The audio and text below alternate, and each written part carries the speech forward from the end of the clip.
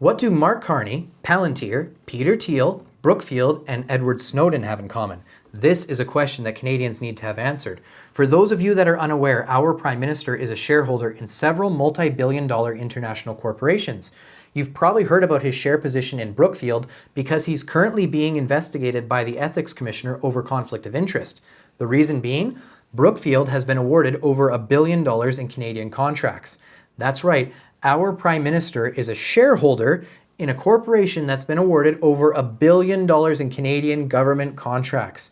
Now, prior to Mark Carney taking office, he placed his shares into what's called a blind trust. Reason being, he knew he was going to come under investigation, and he wanted to be able to respond to allegations of conflict of interest by saying, oh, there's no conflict of interest. Those shares are placed in a blind trust. I have no idea of their current value, and I have nothing to do with the day-to-day operation of those corporations. It's a complete cop-out. The guy obviously knows the value of the shares. He owned them prior to taking office.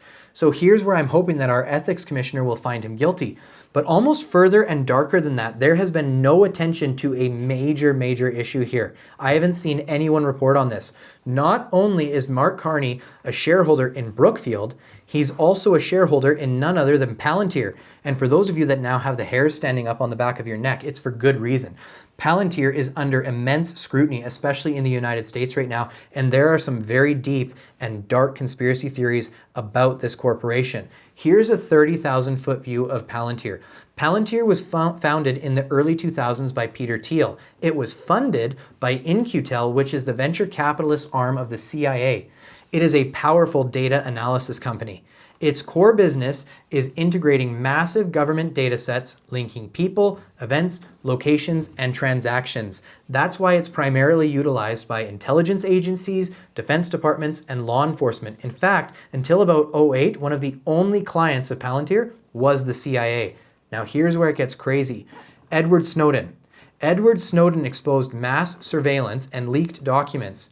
They were later linked and connected to Palantir as the analytics side of that system. That's how dark and crazy this is. Our Prime Minister is literally a shareholder in a corporation linked to Edward Snowden's reports of government overreach, government tracking, government listening and watching on private conversations of the people.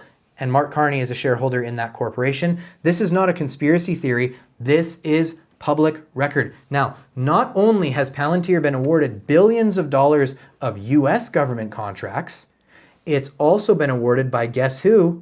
Contracts from the Canadian government. That's right, especially during COVID. During COVID, the Canadian government utilized software from Palantir for things like tracking. So it is absolutely crazy. This is where I'd like to bring some light into the situation. Canada has gone from a leadership perspective, straight down towards hell. We're no longer anywhere near our Christian foundations. We have rejected Christ and pushed him away so far. This is the only thing we can expect. We need to pray for our nation. It is time as Canadians to wake up to the reality. This battle is not against flesh and blood. This is not a battle of left versus right.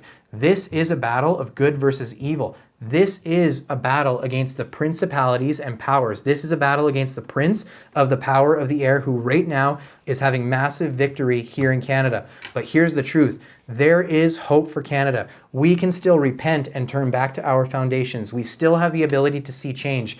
Here's the truth, though. It is only God who can keep our land glorious and free. Follow along with me as we continue to wrestle through these subjects.